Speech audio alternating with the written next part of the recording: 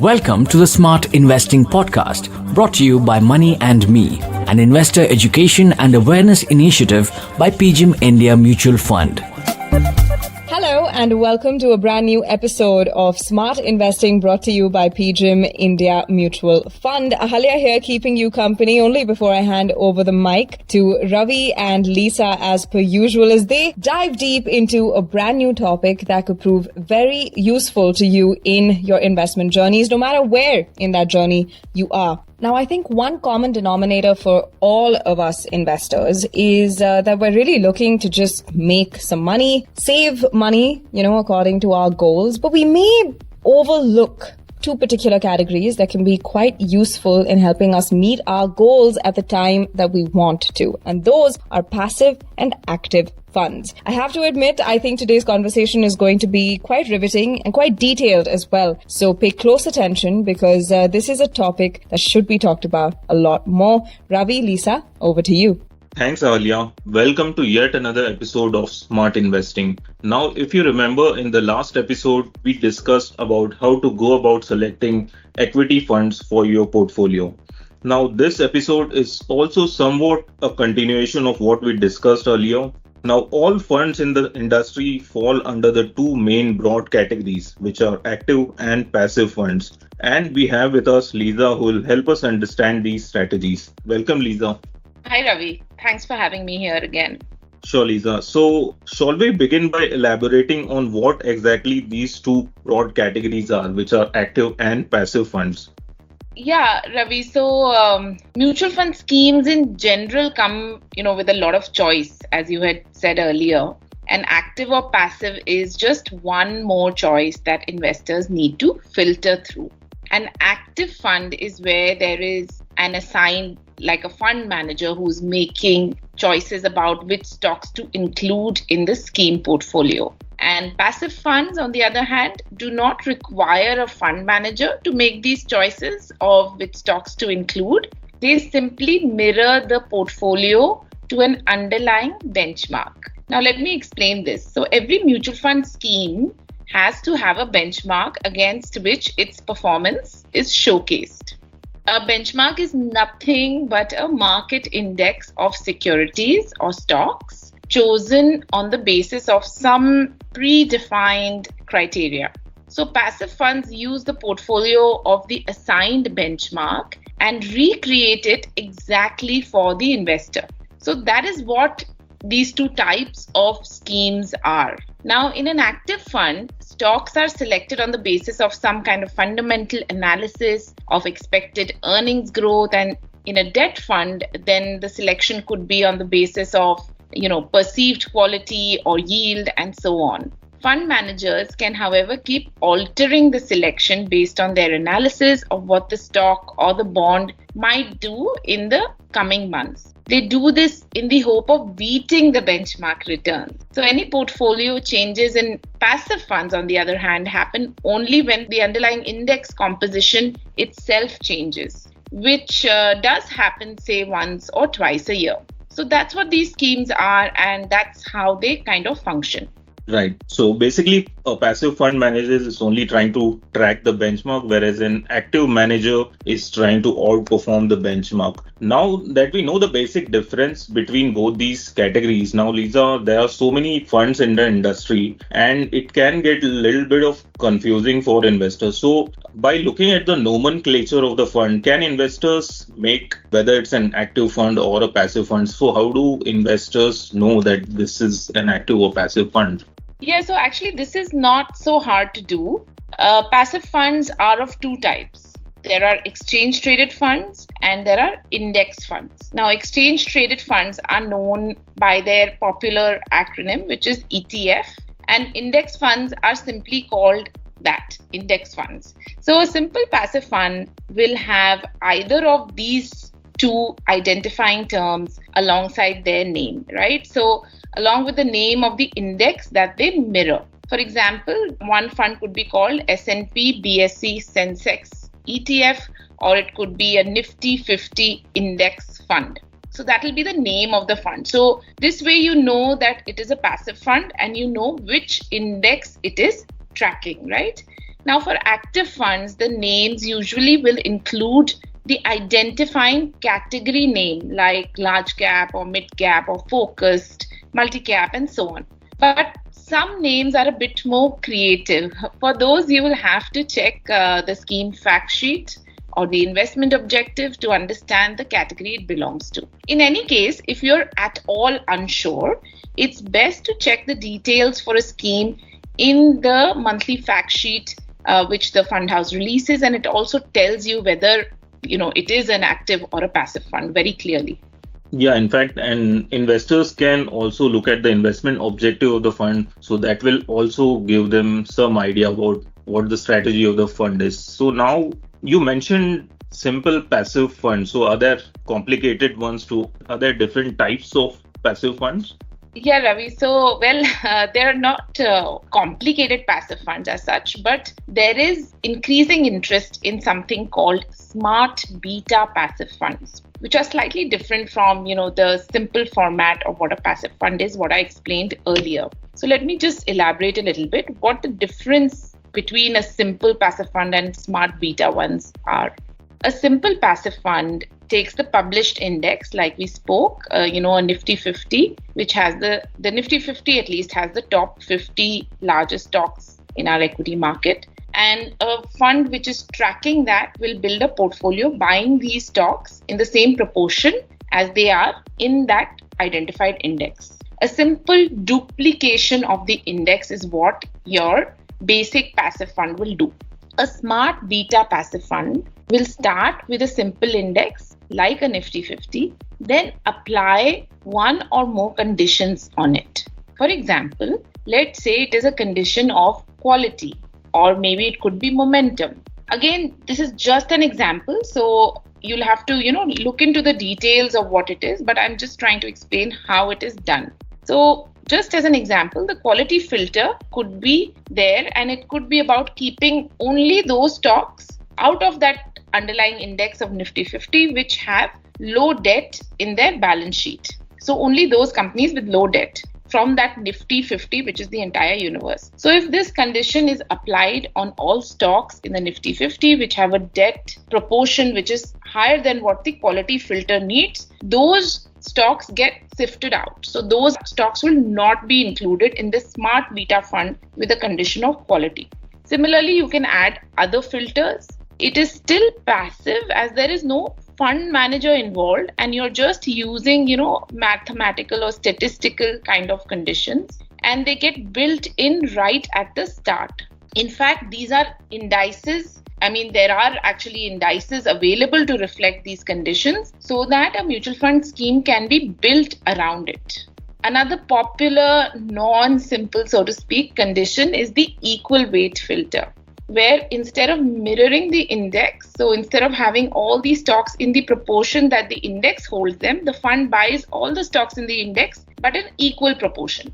A simple passive fund gives you exposure to the asset class, and you can choose from, large, mid cap or small cap. There are passive funds across market capitalization. The more smart beta it gets, the more you need a deeper understanding of the condition being applied, right? And ideally, these are meant for people who have already developed some experience in market-linked investing rather than for first-time investors. Right. So clearly, there's a lot of choice also within the passive funds category as well.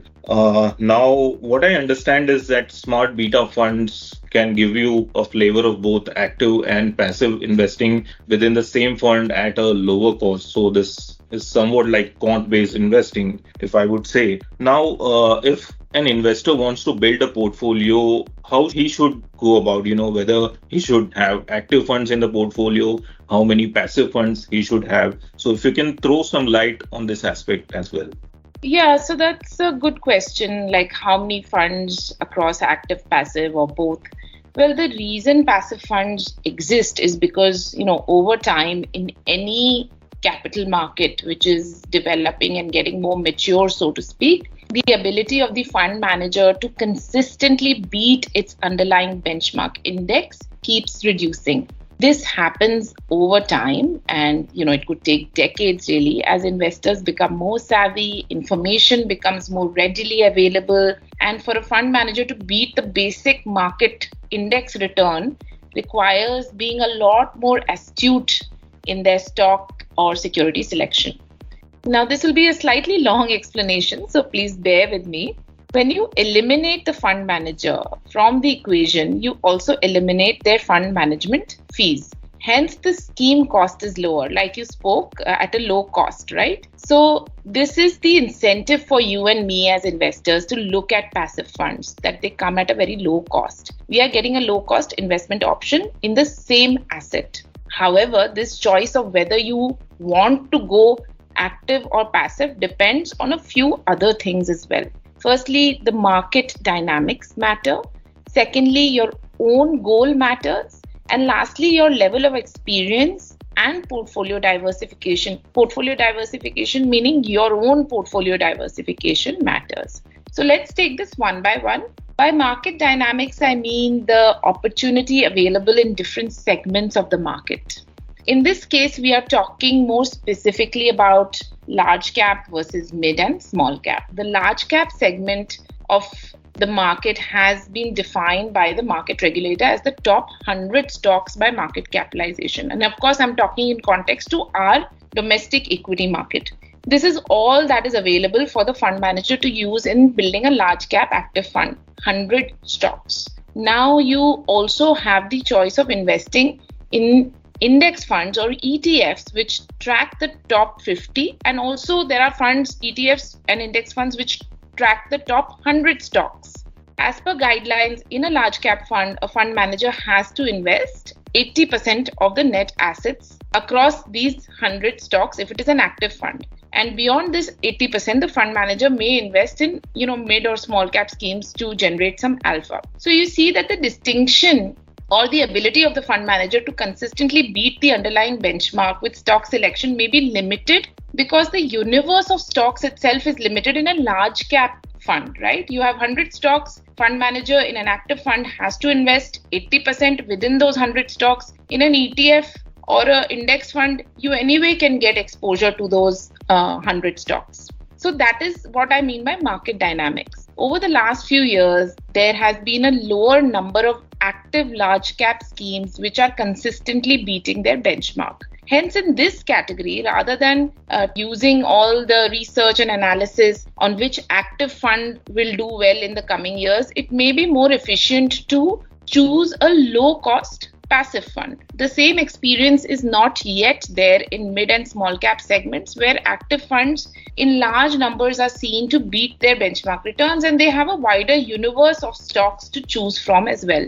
The second thing we mentioned was your own goals. When one is investing to build, say, a long-term corpus for retirement, or something way ahead in the future, we make some assumptions about return, right? If you are satisfied with a conservative return assumption from equity, then a passive fund is good enough. You don't need to look for that extra alpha, perhaps, which active funds or select active funds can give. For investors who pick equity with the idea of investing surplus money that will maximize their return. So here, they're not looking for goals or anything. They're just looking for maximizing return. And they are willing to take on that premium risk. There is merit in spending time selecting the most suitable active fund. For things like getting your teenagers started on investing, for example, if you want to get your children a head start and letting them experience, passive funds can work just fine rather than getting into active fund selection in that space. In the debt fund space, for example, where you are building a long-term allocation towards debt in your portfolio, using passive funds with varying maturities again is a good starting point for someone who is simply replacing fixed deposits with market-linked debt.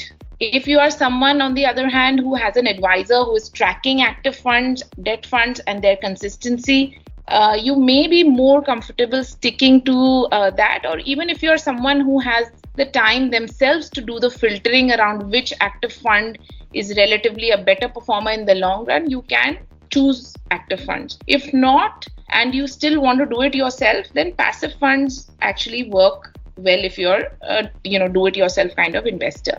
The last bit is where your experience in investing kicks in. If you have been investing in mutual funds for many years, you may be able to select active funds which are consistently beating the benchmark in the past, especially in the mid and small cap space. For those who are just starting out, having some passive funds is a simpler choice, right? Where you are building a long-term portfolio, diversifying between active and passive is also a good idea. See, the real risk in active funds is fund manager risk. Fund managers move jobs, make mistakes, and investors have to bear the brunt. If you are someone who would like to completely avoid this risk, then again, passive funds are an option. So these are the various things that you need to filter through. And as I said, it's a bit of a long explanation, but helps to keep in mind. Yeah, thanks, Lisa, for that detailed explanation. One interesting point that you made that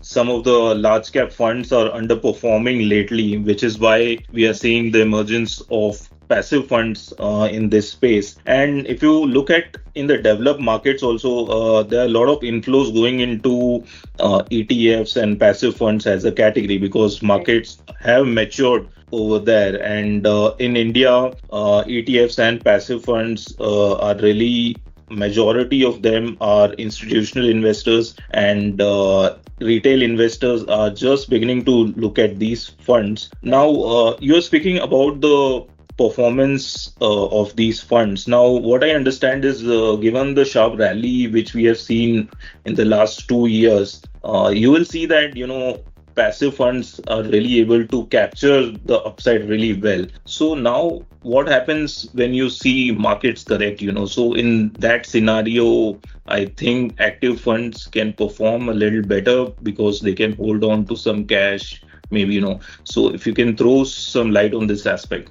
Yeah, technically speaking, for passive funds, they're tracking a particular market index, right? So returns will fall if the market is falling. In case of active funds, there is scope for better performance thanks to stock selection and, of course, as you mentioned, their ability to allocate to cash in times of turbulence. But one should understand that in case of active funds, the precise performance in a market correction, or for that matter, outperformance in a market rally, is difficult to forecast in advance as it depends on how the fund is being managed. You must check the quality of the portfolio, which is important, and the performance track record of the active fund you want to invest in, along with all the risk metrics to gauge its likelihood of outperforming market indices, both on the way up and on the way down. So consistency is important, and you can get that in historical data. This is what fund manager risk is. If the fund manager is able to consistently outperform in times of market correction, then there is merit in considering such active funds. Okay, so investors need to look at their own investing circumstances and also the market situation, like in the case of large cap stocks, and then decide whether to go with active or passive funds in that space. Now, if you were to just pick up the benefits of each of this category, so what would you say? Okay, so for passive funds, I would say the benefits are low cost, as we spoke, and they're simple to understand, right? For ETFs, you need a demat account. So if you already invest in stocks, this is a simple transition to buy ETFs or invest in ETFs. If you don't have a demat account, you can go with index funds. There is no fund manager risk in these types of schemes. So that is the benefit here. For active funds, the advantage is primarily of return, right? The alpha generation that we speak about, provided you can consistently select schemes which outperform their benchmark index and the passive funds in that category. The second advantage, as of now at least, is the choice of the selection available in active funds. There are many more nuanced active funds with diversified portfolios in, say, flexi cap or multi cap or thematic funds, which you can choose from. So the variety is larger here. In the debt fund space also, active funds have a lot more say at the moment and a lot more to choose from for investors. So again, depending on what you're looking for, you can pick either active or passive or even a combination of the two. Great, Lisa. So I think we are almost at the end of our discussion, and today we have covered a lot of ground. So let me just summarize a few points which I have understood in this episode for our listeners. So first of all, you require a demat account to invest in an exchange traded fund. And if you don't have one, simply go for an index fund, which you can invest through your distributor or directly from the fund house or any investment platform or a mobile app. Now, the expense ratio charged by passive funds is lower than that of active funds, as passive strategies are simply tracking the underlying index. Now, broadly, passive funds track domestic, international, and other commodities like gold, silver, and other debt indices. Now, the large cap portion of your portfolio can include passive funds because of the limitation of fund managers to beat the benchmark, which we are witnessing lately, as you said. Now, in the mid and small cap category, what we have witnessed is there is scope for active managers to outperform the benchmark. So, it is always advisable to go for active funds in the mid and small cap space. Now, we are seeing emergence of smart beta ETF and index funds, which can provide a mix of both active and passive funds within a predefined formula. So you get the flavor of both active and passive investing within passive strategies. Now, investors need to look at both active and passive funds in their portfolio so they complement each other. So it's not either or. So both funds can very well fit in your portfolio. Lastly, there are a lot of choice even within the passive space, as you explained, Lisa.